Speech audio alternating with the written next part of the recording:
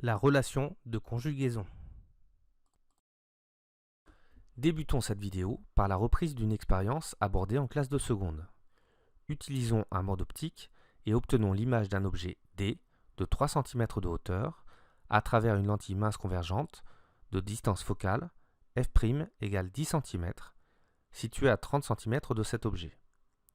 Expérimentalement, on trouve que l'image obtenue est réelle puisqu'observable sur un écran. Pour obtenir une image nette, l'écran doit être situé à 15 cm de la lentille. Enfin, l'image obtenue, renversée, mesure 1,5 cm de hauteur. En classe de seconde, nous avons réalisé la construction graphique permettant de retrouver la taille de l'image, notée A'B', et sa position par rapport à la lentille mince convergente. Cette construction graphique permet de vérifier les valeurs obtenues expérimentalement. Dans cette vidéo, nous verrons qu'il est également possible de calculer ces valeurs.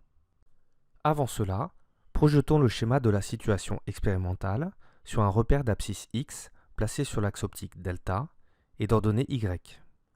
Le centre de ce repère est confondu avec le centre optique de la lentille mince convergente. L'objet AB étant placé à gauche de la lentille mince, dans le sens de propagation de la lumière, son abscisse XA est négative. Dans le cas présent, nous avons XA égale moins 30 cm. L'ordonnée YB est quant à elle positive. Elle vaut YB égale 3 cm. Expérimentalement, on trouve que XA' égale 15 cm. L'ordonnée YB' est négative car l'image A'B' est renversée. Elle vaut YB' égale moins 1,5 cm. L'abscisse XA, l'abscisse XA' et la distance focale f' de la lentille mince convergente ne sont pas indépendantes. Elles sont liées par une relation appelée relation de conjugaison et qui a pour expression 1 sur XA' moins 1 sur XA égale 1 sur f'. Dans cette relation, XA, XA' et f' doivent être exprimés dans la même unité de longueur. Cette relation n'est pas à connaître par cœur, mais il est nécessaire de savoir l'utiliser. Exploitons la relation de conjugaison pour retrouver l'abscisse XA' de l'image A'B' pour notre exemple. Il faut pour cela isoler le terme désiré de la formule donnant la relation de conjugaison. Il vient 1 sur XA' égale 1 sur f' plus 1 sur XA. En utilisant les valeurs de XA et f' de notre exemple, nous obtenons 1 sur XA' égale 1 sur 10 cm plus 1 sur moins 30 cm. Soit, en se plaçant au même dénominateur, 1 sur XA' égale 2 sur 30 cm. Connaissant l'inverse de XA', on en déduit l'abscisse, XA' égale 15 cm. On retrouve bien l'abscisse de l'image trouvée expérimentalement et graphiquement.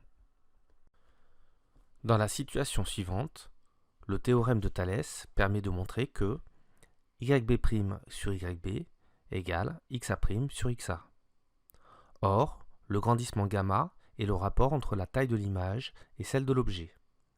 On en déduit la relation donnant le grandissement gamma égale YB' sur YB égale XA' sur XA.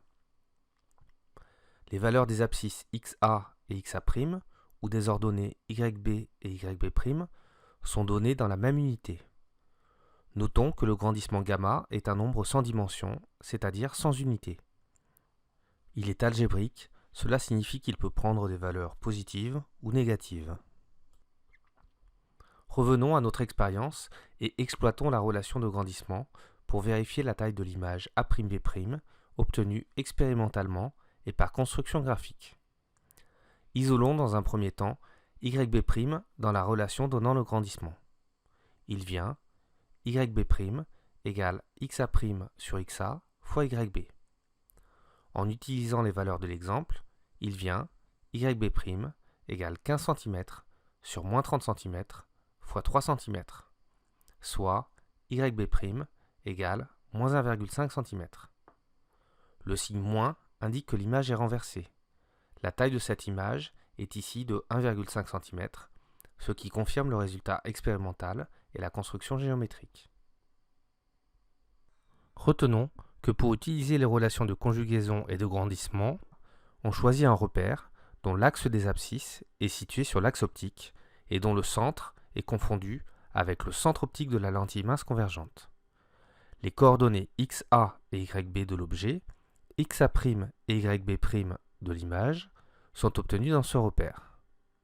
La relation de conjugaison lie les positions de l'objet et de l'image ainsi que la distance focale de la lentille mince convergente.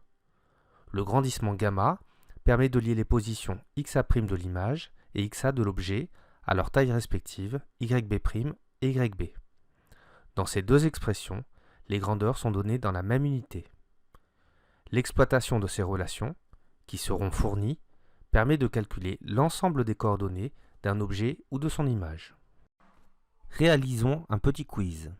À la fin de chaque question, lorsque vous voyez apparaître cette icône, appuyez sur la touche pause pour prendre le temps de répondre. Dans la situation suivante, réponse A, XA égale 10 cm, réponse B, XA égale moins 10 cm, réponse C, YB égale 3 cm. On place le repère X ou Y dont le centre est confondu avec le centre optique O de la lentille. On constate que l'abscisse XA du point A est moins 5 cm, ce qui, compte tenu de l'échelle fournie, permet d'écrire XA égale moins 5 cm fois 2 égale moins 10 cm. De même, l'ordonnée YB du point B est 3 cm, ce qui, compte tenu de l'échelle verticale, permet d'écrire YB égale 3 cm fois 1 égale 3 cm. Les bonnes réponses sont les réponses B et C. La distance focale de la lentille est réponse A, f' égale 10 cm, réponse B, f' égale moins 5 cm, réponse C, f' égale 5 cm. À l'aide du schéma, on repère les abscisses du point A de l'objet AB et B' de l'image A'B'. En tenant compte de l'échelle horizontale, on trouve XA égale moins 10 cm et XA' égale 10 cm. On utilise la relation de conjugaison pour retrouver la distance focale.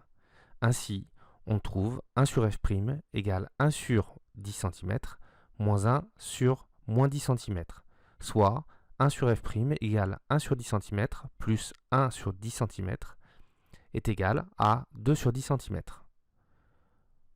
En réalisant l'inverse, on trouve f' égale 10 sur 2 égale 5 cm. La bonne réponse est ici la réponse C. Pour la situation décrite par le schéma, réponse A, gamma inférieur à 0, réponse B, la valeur absolue de gamma est supérieure à 1, réponse C, gamma égale 0,33 cm. On utilise dans un premier temps le schéma pour trouver les ordonnées YB du point B et YB' du point B'. On trouve YB égale 3 cm et YB' égale moins 1 cm. L'ordonnée YB' étant négative, le grandissement gamma le sera également. YB' est plus petite que YB. La valeur absolue de gamma sera donc inférieure à 1. Enfin, le grandissement est un nombre sans unité. La bonne réponse est donc la réponse A.